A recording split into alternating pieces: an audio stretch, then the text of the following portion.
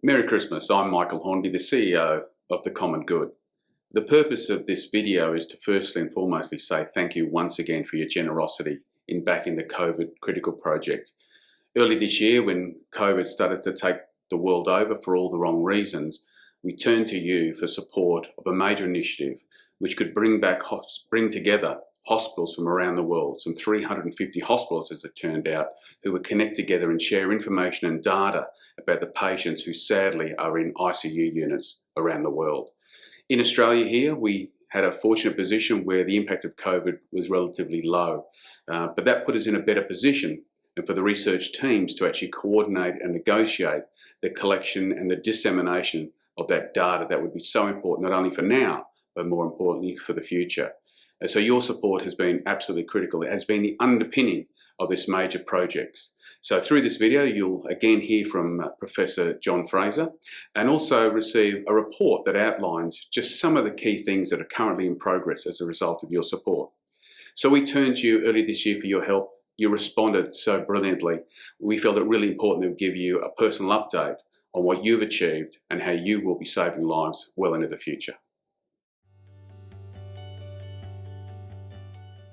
Hi, my name is John Fraser. I'm the Director of the Critical Care Research Group and Professor here at Prince Charles. Mid-January, one of our colleagues in China said something's happening in China, this might be a new flu. So we started to create a study protocol. We translated it with our 4 groups across Asia Pacific, and by I think Australia Day, we had the protocol written, translated into 4 languages and registered thanks to my colleagues Gianluigi Labasi and Jackie Suen. Our group here, the CCRG, is incredibly international. We had about 26 different nationalities, many of whom were from Milan. So it hit Milan and we thought, well, maybe we'll just include Asia and Milan. And we thought it would be a relatively rapid sprint finish. It never would go past Milan, and that was us done and dusted. But night after night, we started getting more phone calls to me as the president of the organisation, these patients aren't reacting normally, their lungs are worse, their kidneys are worse, we don't quite know what to do. Could we help? And we couldn't help because we had never seen the condition. So my thinking was, if we bring people together, we're always stronger. Firstly, as a group to discuss things so that we can help out our colleagues who are suffering. And secondly, bring out the data together. You know, it's a little bit like a human jigsaw puzzle piece. So as is now clear, this didn't stop at Milan. It just grew and grew and grew. So we're now up to 55 countries and almost 400 hospitals contributing, if you like, jigsaw puzzle pieces of human data of patients in intensive care around the world, how they're put in the life support machine, how they're put in the artificial lung, when they need to go on dialysis, etc., etc. And we've created a database where all of these data can come into one place, because isolated, they're not much power, and we can't fly, but our data surely can. So we brought the data together. But what we're hearing from our colleagues across the world is we need things faster. We need to see the data as it arrives. Doctors and nurses are data-driven creatures. So if you imagine it flying a plane, this is a new disease, so it's a new plane. You're not quite sure how to fly it, and no one's giving you any data. There's no cockpit. So what we created was a dashboard or a medical cockpit. And in that medical cockpit, all the data is coming from the intensive cares from these 55 countries. And that will guide the clinician. It won't tell them what to do with Betty or Steve, but it will give them more and more dynamic, up-to-the-minute data. We said to IBM, we've got a huge clinical need. We've got buy-in from the clinicians. We know that we can change outcome like this, but we need someone with your ability. And IBM, through Bella Bain, has brought a great team together and allowed us to create this dashboard, this medical cockpit, so it'll be distributed globally for nothing, across the world onto doctors and nurses' phones, so that rather than having to stop, get out of their PPE, go to the library, read a journal that's 2 or 3 months out of date, the data will be there. And the doctor can work out, they can create scenarios. So if they've got a 55-year-old patient in the bed space in front of them, they can say, right, Steve's oxygen level is 85 and the kidney function is this. And through these what are called Sankey diagrams, we can make really nice ingestible data so that the clinicians can see what the tendency is to happen with patients with these conditions at that age. Again, not telling the doctors what to do, but it gives them a guideline. The way that the app works is that there's 400 ICUs from around the world that are inputting data into this registry, and it allows us to compare our own patients inside the ICU to patients from around the world. So we can kind of help track to see what's going to happen with individual patients. And the other really nice benefit of it is that when we're talking to patients and patients' families, we can really drill down and kind of give them realistic expectations of like the next steps to expect. It means that the clinician looking after you is not just informed by the last 3 or 4 patients he or she's seen. She's informed by 4,000 patient data, and that is a huge thing. The more data we have, the more understanding we have of the disease. Yes, I mean, it's taken us a while to get this team, you know, though that said, as an intensivist, speaking to people around the world, all we've had is amazement and applause, not from me, but from my team, that we here in the Prince Charles CCRG have somehow managed to bring this massive global family together in such a short time and in such a terrible time.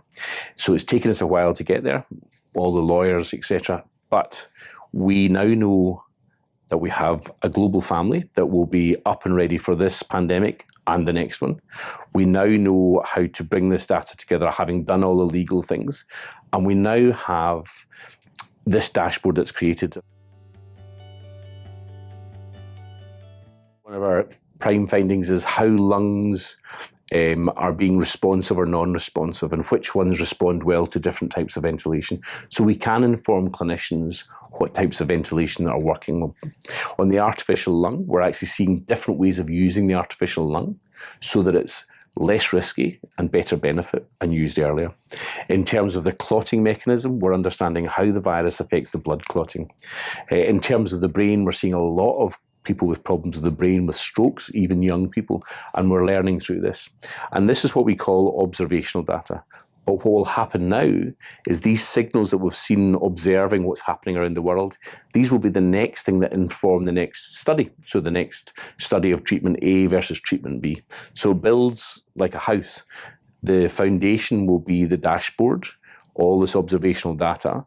It will help guide clinicians to give them extra data to make the decisions, but it'll also inform the next clinical study. So that was another thing that we didn't anticipate, but that's the power of the world coming together.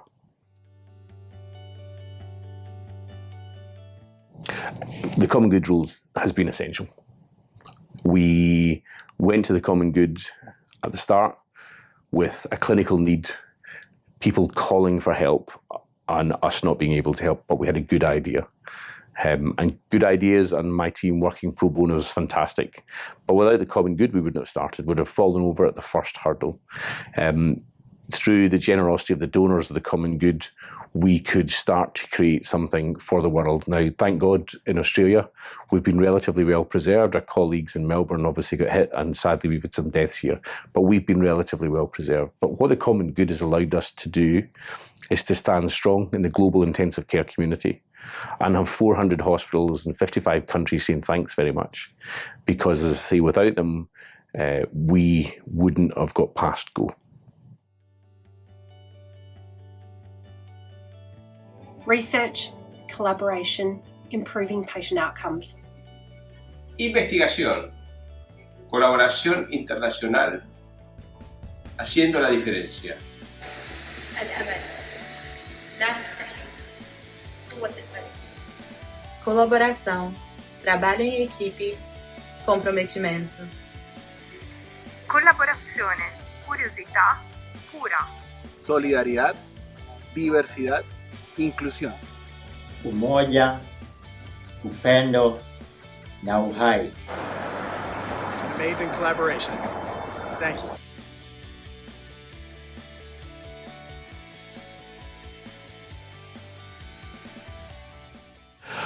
I wish we just didn't have that opportunity. Again, myself and a number of our team are clinicians, so we're still doing our day job. We were still doing a research job, and in fact, just yesterday we finished our 5.5-year heart transplant project. But no, we didn't. We kept everything going. The lab closed for a little bit during the COVID isolation times, but no, we've just kept going full steam ahead, and that's great credit to my group. I'm incredibly proud of particularly Gianluigi and Jackie Labassi. Just never said no to a request.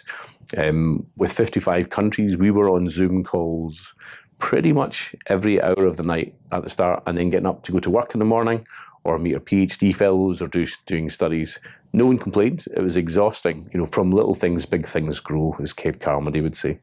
And the seed here was a group of people at Prince Charles that saw a clinical need, friends that were calling out for help, and you know, the foundation on the common good was the watering can that allowed us to start growing. The legacy, the overall legacy, I think, is we've created a global family in the time of crisis, and that global family will be able to be mobilised in many other times, and that will live long after COVID is gone, please God. So there you have it, the latest developments in this COVID critical project. There is a lot more to be done and a lot more that can be done. So we believe this will be a journey that will continue for some time.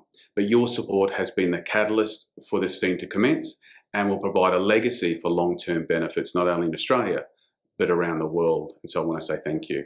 The other thing I always want to remind people is the impact of your generosity. As an organisation, we operate a unique business model here. We want to make sure that 100% of all public donations go directly towards a research project that's important to you, and in this case, COVID critical. That definitely has been the case again.